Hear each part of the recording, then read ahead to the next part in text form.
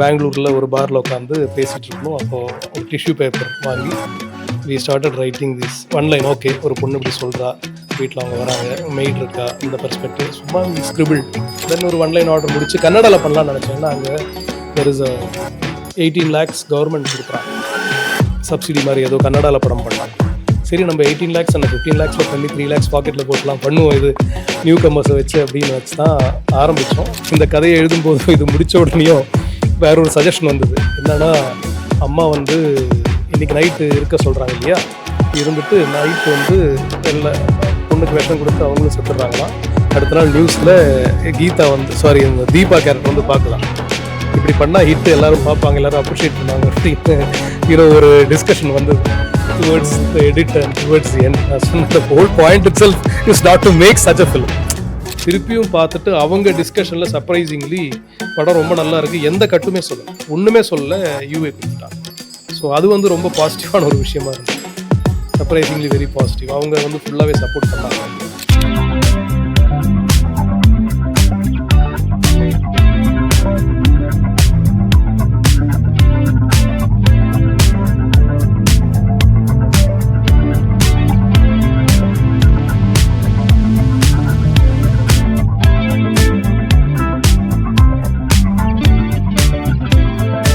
Pure cinema YouTube சேனலுக்கு நீங்கள் கொடுக்குற பேராதரவுக்கு நன்றி.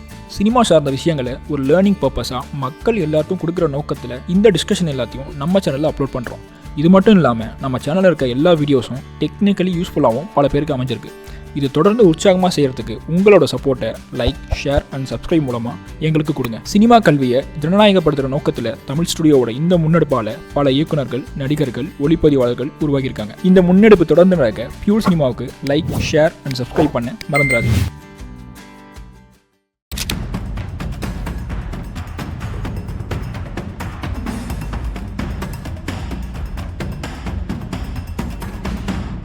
கலை மனிதனாக பிறந்த ஒவ்வொருவனும் அள்ளி அள்ளி பருக வேண்டிய அமிர்தமடாது.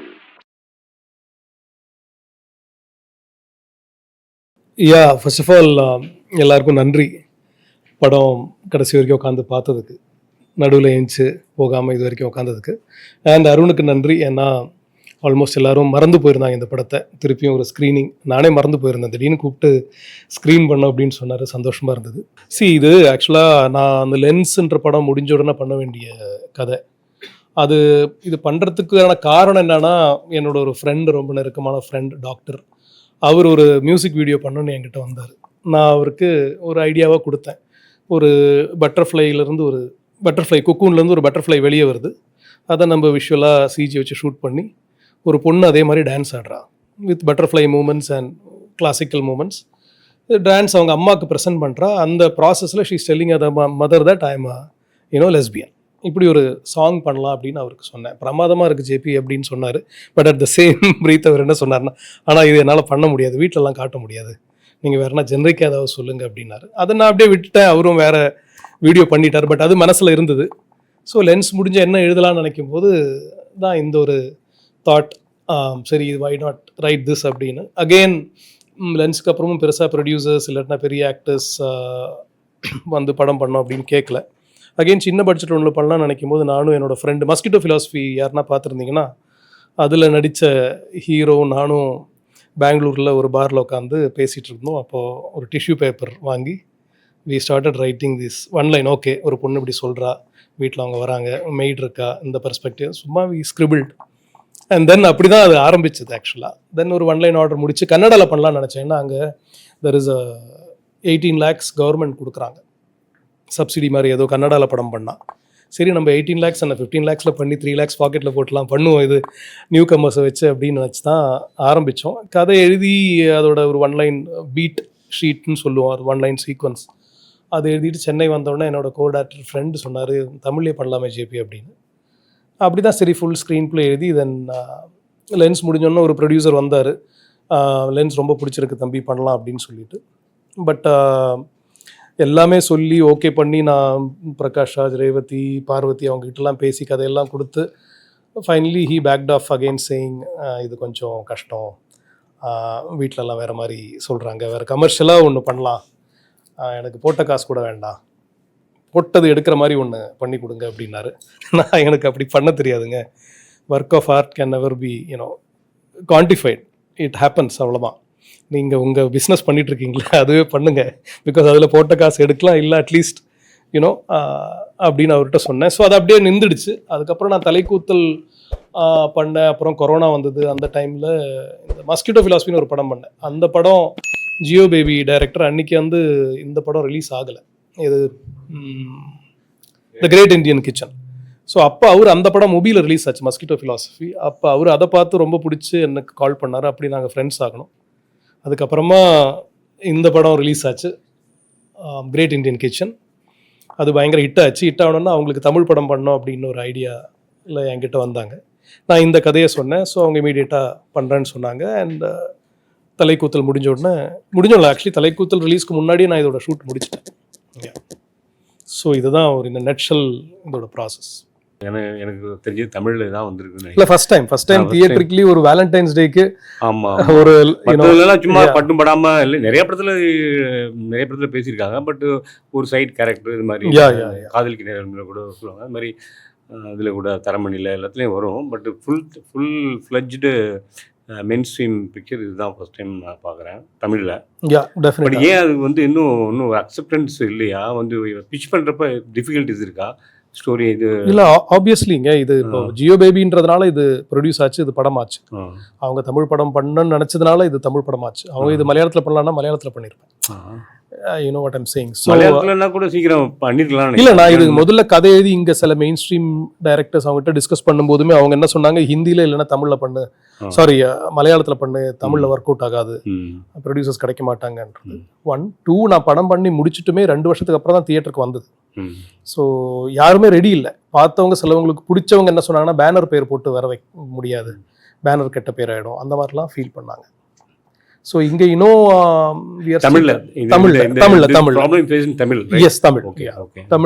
படம் தான் அப்போ தமிழில் ரிலீஸ் பண்ண ட்ரை பண்ணும்போது I face these problems with distributors. And ஒரு சில முக்கியமான டிஸ்ட்ரிபியூட்டர்ஸ் என்ன சொன்னாங்க, லெஸ்பியன் படம் தானே நான் பார்க்கலன்ட்டாங்க.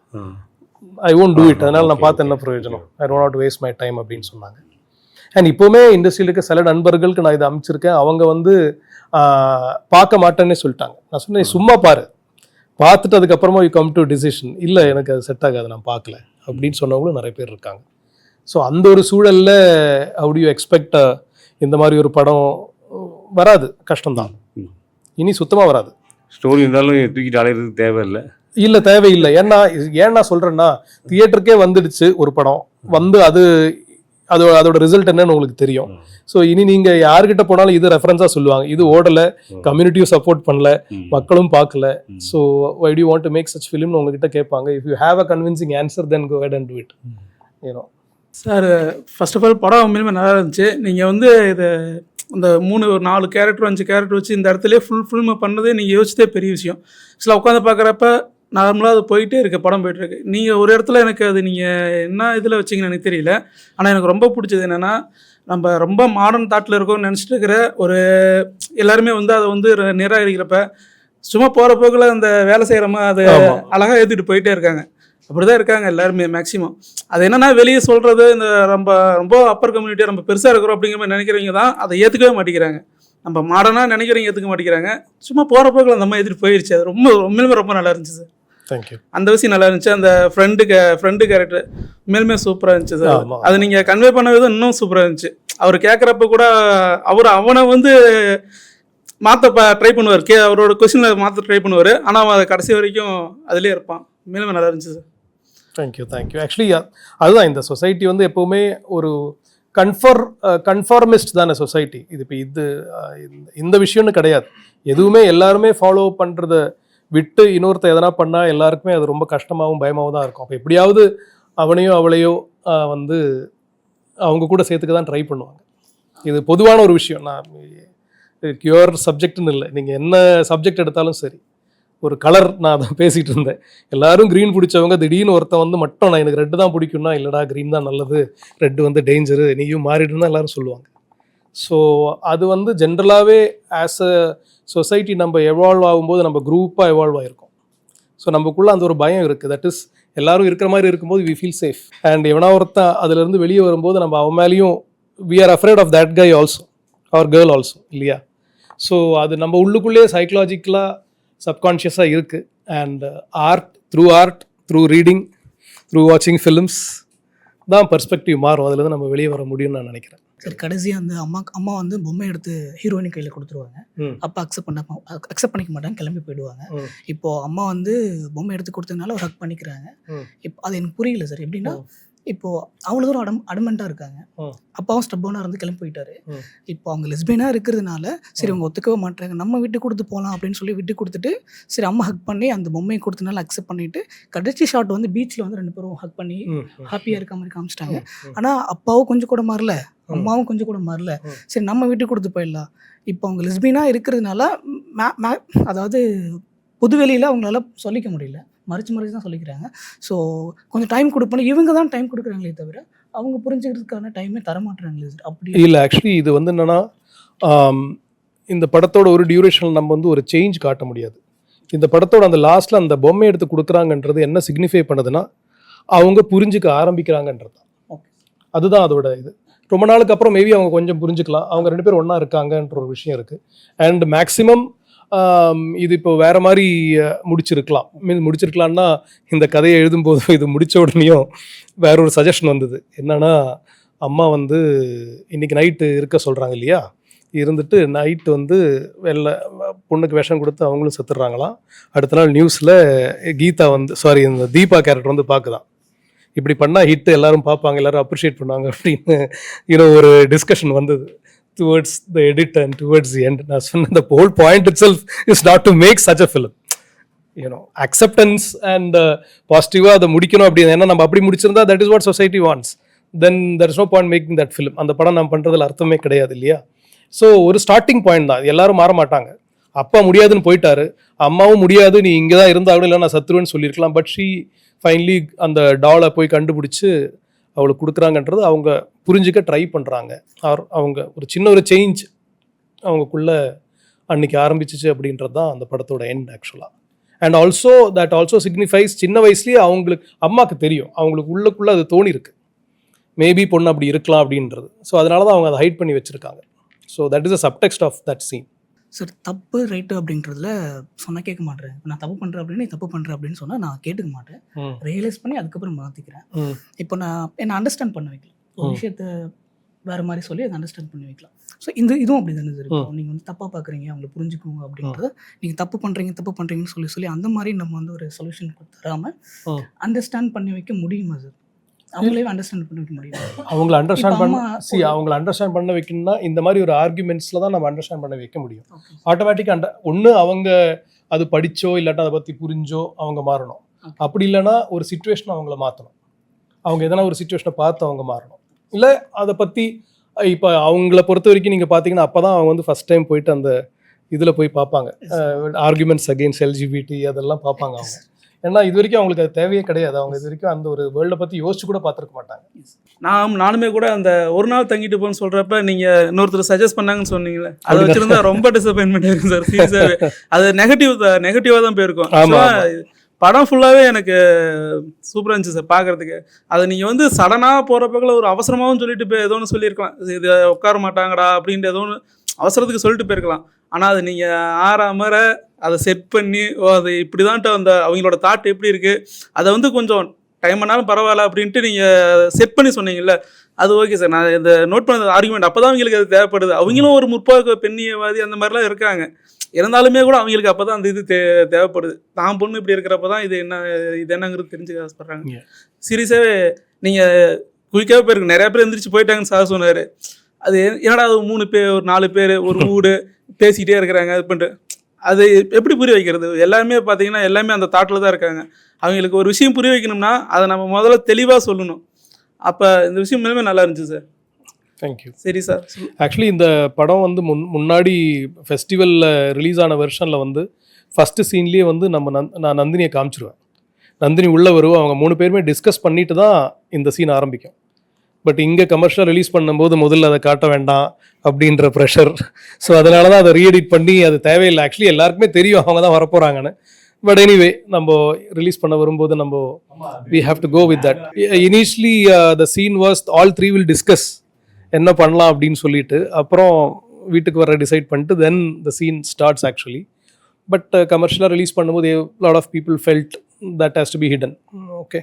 இதுதான் நடக்க போகுது, பொண்ணு இந்த அவ்வளோதான் கூட்டிட்டு போறா, அதெல்லாம் தெரியும். இதெல்லாம் தெரிஞ்சு ஏன்டா இதுக்கு ஒரு 1/2 மணி நேரம் நான் உங்களுக்கு இதை ஒரு கமர்ஷியலாக கொடுக்கறதுக்காக பண்ணுமாங்கிற மாதிரி இருந்துச்சு. இருந்தாலும் இங்கே அப்படி தான் சார் நான் பண்ணி ஆகணும், வேற வழி இல்லை. ஆனால் நல்லா இருந்துச்சு சார். ஓகே, சீரியஸாக எனக்கு பிடிச்சிருந்துச்சு சார். நான் ஃபஸ்ட்டு போடுறப்ப ஏன்னா ரொம்ப நேரமாக உட்காந்து நம்ம பார்க்குற ஒரு போர் அடிச்சிடும்ல, இல்லை யாருக்காக இருந்தாலும் நம்ம ஒரு பேஷனுக்காக பார்க்குறோம்.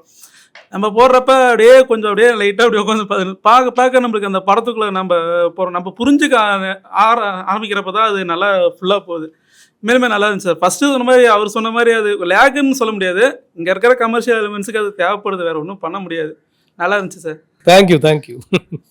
இல்லை அது நமக்கு வரும்போது தான் தெரியுங்க. இப்போ எனக்கும் ஒரு பையன் இருக்கான், என்ன ஒரு இன்டர்வியூவில் கேட்டாங்க இந்த மாதிரி இந்த ஜாலியாக அந்த மாதிரி படத்தெல்லாம் எடுத்து இதெல்லாம் சொல்கிறீங்க, உங்கள் ஃபேமிலியில் இது நடந்தால் என்ன பண்ணுவீங்க, உங்களுக்கு நீங்கள் எப்படி ரியாக்ட் பண்ணுவீங்க? நான் சொன்னேன் ரொம்ப கஷ்டமாக இருக்குங்க, பயங்கர ஷாக்கிங்காக தான் இருக்கும். பட் அதுக்குன்னு சொல்லிட்டு அவங்கள புரிஞ்சுக்காமல் வீட்டில் துரத்துறது, அவங்கள அப்யூஸ் பண்ணுறது, அவங்க தப்புன்னு சொல்கிறதுல அர்த்தமே இல்லைல்ல. ரொம்ப கஷ்டமாக தான் இருக்கும். But you have to somehow accept it. ஏன்னா காதல் இட்ஸ் லவ் இல்லையா?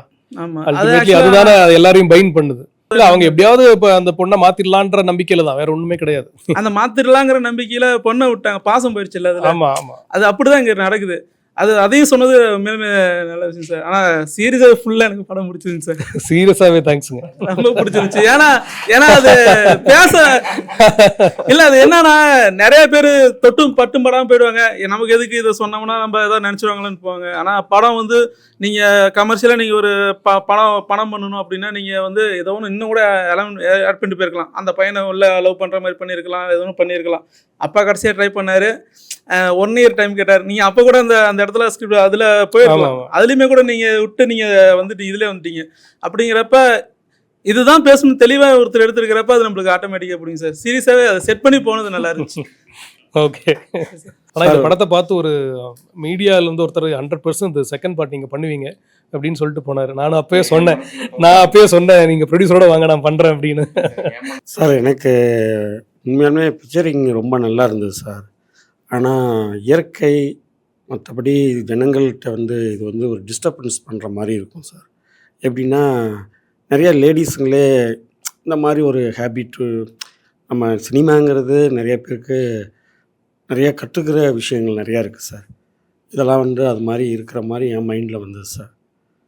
லேடிஸுங்களே இந்த லெஸ்பியன் செக்ஸு இதெல்லாம் வந்து தவறுதலுக்கு தூண்டுதல் மாதிரி மனசில் வர.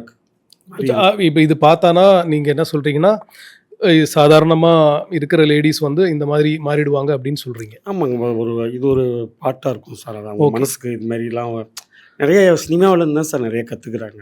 ஓகே, நிறைய விஷயம். நீங்கள் கேட்ட கேள்வி நீங்கள் மட்டும் இல்லை, நிறைய இன்டர்வியூவில் கேட்டிருக்காங்க. அதே மாதிரி இதோட படம் முடிச்சுட்டு ப்ரெஸ்ஸில் இருந்து ஒருத்தர் இதே கேள்வியை கேட்டார். நான் இதே கொஸ்டின் உங்களுக்கு திருப்பி கேட்குறேன். Okay sir. இப்போ இந்த நான் 2 பெண்களை வச்சு படம் பண்ணியிருக்கேன், 2 ஆண்களை வச்சு பண்ணியிருக்கேன்னு வச்சுங்க. அதுவும் தப்பு தான் சார். இல்லை நான் வச்சுங்க. நீங்கள் அது பார்த்தா உங்களுக்கு இன்னொரு ஆண் மேலே செக்ஷுவலான அட்ராக்ஷன் வருமா சார்? அது இல்லை, நான் கேட்ட கொஸ்டினுக்கு ஒரே ஒரு ஆன்சர் தான், வருமா வராதா? இல்லை சார், அது வராது. நீங்கள் சொல்கிற that is the answer for that. வராது. அதுதான் நீங்கள் கேட்ட கொஸ்டினோட ஆன்சர்.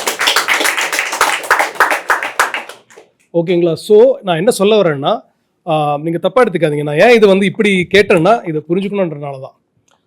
அவங்களுக்கு அதுதான் அந்த உணர்வு அப்படின்னா அவங்களுக்கு மட்டும்தான் அது வரும். அப்படி இதை பார்த்துட்டு மற்றவங்க அப்படி மாறுவாங்கன்றது நமக்கு அது மேலே புரிதல் இல்லைன்றது அர்த்தம்.